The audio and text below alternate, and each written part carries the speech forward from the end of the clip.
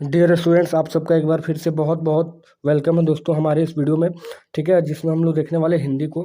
हिंदी जो आपका 29 तारीख को एग्जाम होने वाला है, तो उसके लिए कुछ मोस्ट इंपॉर्टेंट हम लोग ऑब्जेक्टिव क्वेश्चन देखने वाले हैं, जो पूरा डिटेल में आपको सॉल्यूशन कराया जाएगा। और ये दोस्तों प्रीवियस ईयर क्वेश्चन है 2020 का। ठीक है, 2020 में जो ओरिजिनल क्वेश्चन आया हुआ था वही आप सभी के सामने लेकर आए हैं हम, ताकि कोई भी एग्जाम के लिए आपको पहले ही बता रखे कि प्रीवियस ईयर क्वेश्चन और प्रीवियस ईयर मॉडल पेपर दोनों बहुत ही ज़रूरी है। तो इसलिए इसमें हम लोग देखने वाले हैं प्रीवियस ईयर क्वेश्चन, क्योंकि वो बहुत ही ज़रूरी होता है और इसी पैटर्न पे सवाल जो दोस्तों बनते हैं। ठीक है, तो चलिए हम लोग इसको पूरे डिटेल में सॉल्यूशन देखने वाले हैं कि क्या है 2020 का क्वेश्चन। तो चलिए देखते हैं। पहला क्वेश्चन, पहला देखिए, आपको एक पैसेज दिया रहेगा हिंदी में। पहला है कि निम्नलिखित गद्यांश को ध्यानपूर्वक पढ़कर उससे दिए गए प्रश्न का सही विकल्प को चुनना था। तो पहला पहला जो पैसेज है उसमें दे रखा है कि हमारा पर्यावरण हमारा रक्षा कवच है, यह हमें प्रकृति से विरासत में मिला है, यह हम सबका पालन करता और जीवनाधार भी है। कौन? पर्यावरण। ठीक है, वस्तुतः पर्यावरण रक्षण भारतीय संस्कृति से जुड़ा हुआ है और ये पौधे और जानवर हमारे क्या हैं? मित्र हैं। इसलिए बड़े बड़े बाग बगीचों और पार्कों को शहर का फेफड़ा भी कहा जाता है। हो सकता है इससे क्वेश्चन पूछा ही जाएगा। तो बड़े बड़े बाग बगीचों और पार्कों को कहते हैं शहर का फेफड़ा भी कहते हैं, क्योंकि ये जीवनदायिनी ऑक्सीजन देती है।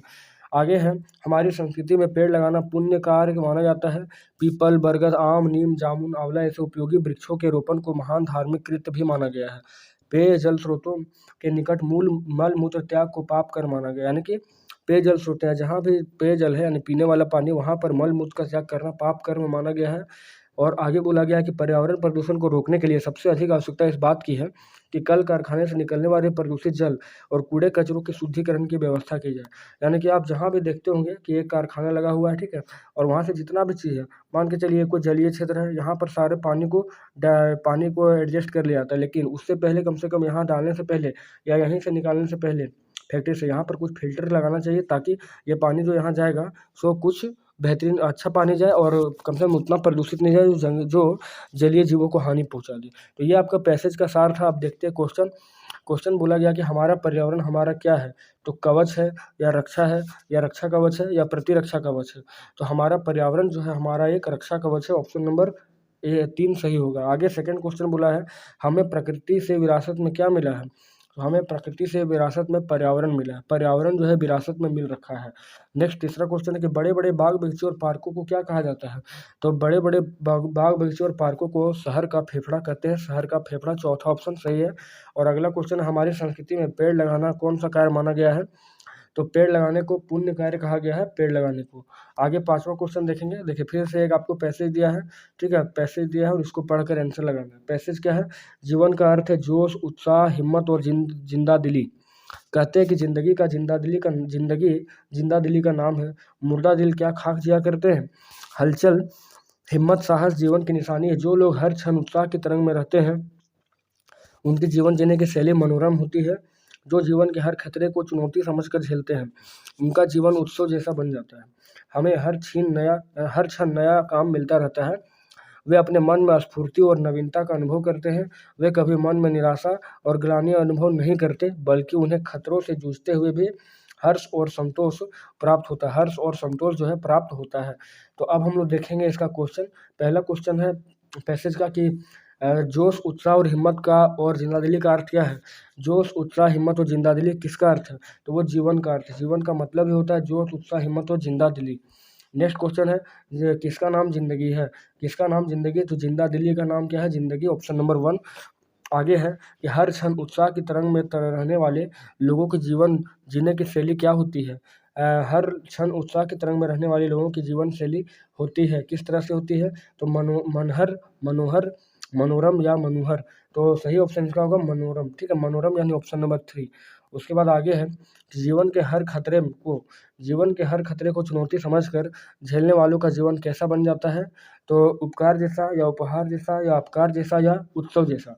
तो इसका सही आंसर होगा उत्सव जैसा। जीवन के हर चुनौती को खतरे से जैसा झेलने वाले का जिंदगी वो जो होता है उत्साह के जैसा बन जाता है। नेक्स्ट हम पत्र, अब देखिए एक पत्र दिया गया है। प्रिय मित्र अनुज सौरभ सदा खुश रहो। तुम्हारा खाली स्थान प्राप्त हुआ, पढ़कर मैं आनंदित हुआ। तुम खाली स्थान मन लगा कर पढ़ाई में जुटे हो, यह खुशी की बात है। यह मूल मंत्र गांठ बांध लो। कि बड़ा बलवान होता है आदमी नहीं, खाली स्थान फिर हुआ समय वापस नहीं आता। इसलिए मेरा परामर्श है कि तुम समय के महत्व को जानते हुए खाली स्थान पर बल देते हुए अपनी पढ़ाई पर ध्यान दो। माता पिता सभी की ओर से तुम्हें आशीर्वाद और शुभकामनाएं। और बिल्कुल देखिए, तुम्हारा मित्र केशव दे रखा है, तुम्हारा भैया केशव दे रखा है, ठीक है। तो ये क्वेश्चन जो है ना बहुत इंपॉर्टेंट है और आप लोग के लिए भी ये जरूरी है, क्योंकि बीता हुआ समय जो है कभी वापस नहीं आता है। तो 9 का सही आंसर यहाँ पर क्या होगा, एक बार फिर से देखते हैं हम लोग। बोला गया तुम्हारा खाली स्थान मिला, तो तुम्हारा क्या मिला, तुम्हारा जो है पत्र मिला।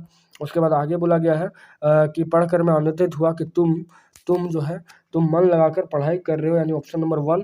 उसके बाद आगे बोला है जुटे हो, लगाकर पढ़ाई में जुटे हो, और खुशी की बात यह है कि यह है एक मूल मंत्र गांठ बांध लो 11 नंबर कि असमय या कुसमय या समय। तो इसका सही आंसर होगा समय, ठीक है। समय जो है बहुत बड़ा बलवान होता है, ना कि व्यक्ति, आदमी नहीं। फिर खाली स्थान की हुआ समय, तो बीता हुआ समय, ठीक है, बीता हुआ समय या तो फिर हाँ बीता हुआ समय, यानी कि 12 का ऑप्शन नंबर हो गया 4। और 13वां नंबर जो होगा 13 का बोला गया है कि खाली स्थान बोला गया कि मेरा परामर्श है कि तुम समय के महत्व को जानते हुए किस पर बल दो।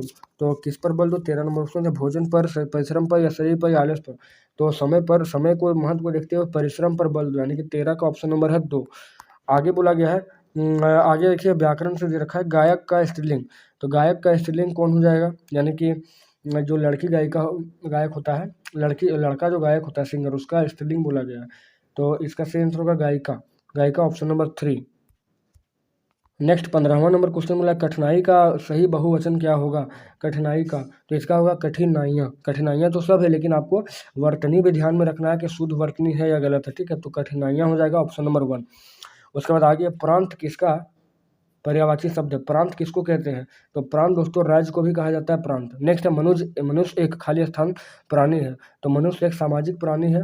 सामाजिक, अब ऑप्शन नंबर देखिए, सामाजिक दिया है, सामाजिक दिया है, सामाजिक दिया है और सामाजिक दिया है। तो ऑप्शन नंबर आपका 3 हो जाएगा, यानी सही वर्तनी को छाट कर भी भरना है। नेक्स्ट है भारत का सही विशेषण क्या होगा, भारत का सही विशेषण यहाँ पर क्या हो जाएगा, तो भारतीय। नेक्स्ट है सोहन मेला घूमने गया और सामान खरीद कर लाया। मेला भी गया और भी लगा हुआ है, मेला गया और सामान खरीद कर लाया। तो इसका सही वाक्य होगा, सही जो वाक्य हो जाएगा वो संयुक्त वाक्य हो जाएगा। नेक्स्ट है 20वां नंबर कि निम्न में से सरल वाक्य का उदाहरण कौन है। तो सरल वाक्य वो है जो एक सेंटेंस में लिखा गया होगा, ठीक है। जैसे कि शाम होते ही तारे निकल गए, शाम हुई और तारे निकल गई, यहाँ और लगा हुआ है। फिर शाम हुई नहीं की तारे निकल गए, दो वर्ड है।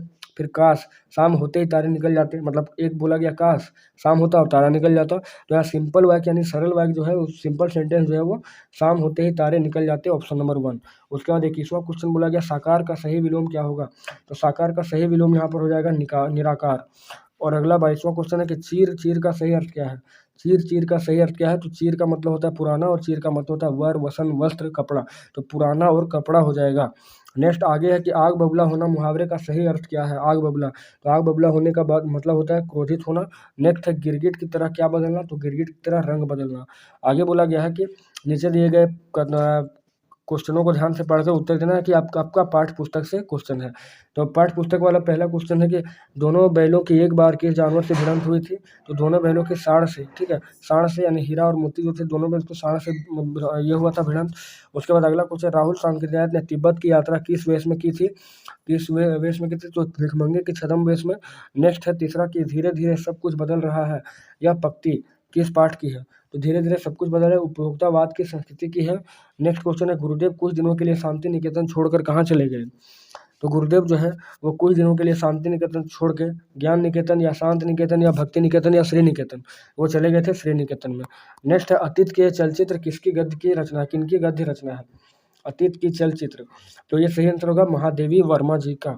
आगे है 30वां नंबर के सालिम अली के एयरगन ने कौन सी चिड़िया घायल होकर गिरी थी। सालिम अली के एयरगन से कौन सी चिड़िया घायल होकर गिरी थी, तो हो जाएगा गोरैया। गोरैया जो है वही गिरा था। आगे है 31 नंबर की किस वृक्ष की शाखाओं पर मैनाएं उड़ती फिरती रहती थी, किस वृक्ष की शाखा पर तो सही होगा शीरीष के वृक्ष पर। आगे बोला गया है कवित्री ललग्ध ने किसको सच्चा ज्ञान माना है, किसको सच्चा ज्ञान माना है, तो आत्मज्ञान को ही सच्चा ज्ञान माना गया था। नेक्स्ट है चंद्रघना से लौटती बेर कविता में चंद्रघना क्या है। चंद्रघना यहाँ पर क्या है, तो चंद्रघना है स्थान का नाम, चंद्रघना जो है स्थान का नाम है। आगे मेघ आए कविता में मेघों के आने की तुलना किससे की गई है, मेघों के आने की तुलना तो दामाद से, यानी कि प्रवासी अतिथि यानी दामाद के रूप में मेघ को बोला गया है।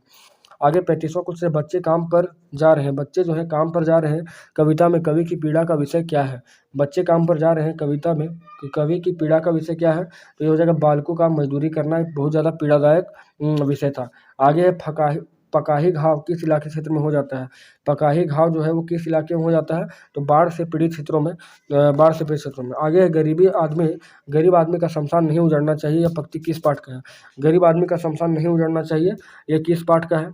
तो ऑप्शन नंबर है, इस जल प्रलय में रीढ़ की हड्डी, माटी वाली और मेरे संग की औरत, तो इसका हो जाएगा माटी वाली। अगला 38वां क्वेश्चन है कि उकील आर्ट स्कूल का नाम किसने सुन रखा था? उकील आर्ट स्कूल का नाम कौन सुन रखा? तो शमशेर बहादुर सिंह, यानी ऑप्शन नंबर जो है 4। उसका 39वां क्वेश्चन है, मेरे संग की औरतें पाठ में किस औरत ने को खादी की साड़ी संभालना दुभर हो जाता था? मेरे संग की औरतें में, तो माँ को, ठीक है, माँ को खादी रंग की साड़ी जो है बहुत प्रॉब्लम देती थी। आगे है, रीढ़ की हड्डी एकांकी में विवाह युग कन्या का नाम क्या है? विवाह युग कन्या का नाम जो है उमा है, ठीक है, विवाह युग कन्या का नाम जो है उमा है।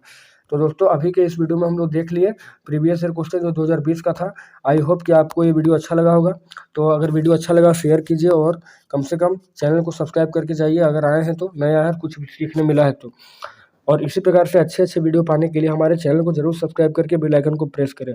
और दोस्तों 29 तारीख और 30 तारीख के लिए अभी आप सभी के लिए एक से एक वीडियो आएगा, और सबके लिए प्लेलिस्ट बना हुआ आप उसको देख ही लिए होंगे। और अभी एक से एक वीडियो आने वाला है जो एकदम क्वेश्चन जो आपका फाइनली यहाँ पे टच करेगा इस बार चैनल से, ठीक है। चलिए मिलते हैं आपसे एक नेक्स्ट वीडियो में इसी बात पे।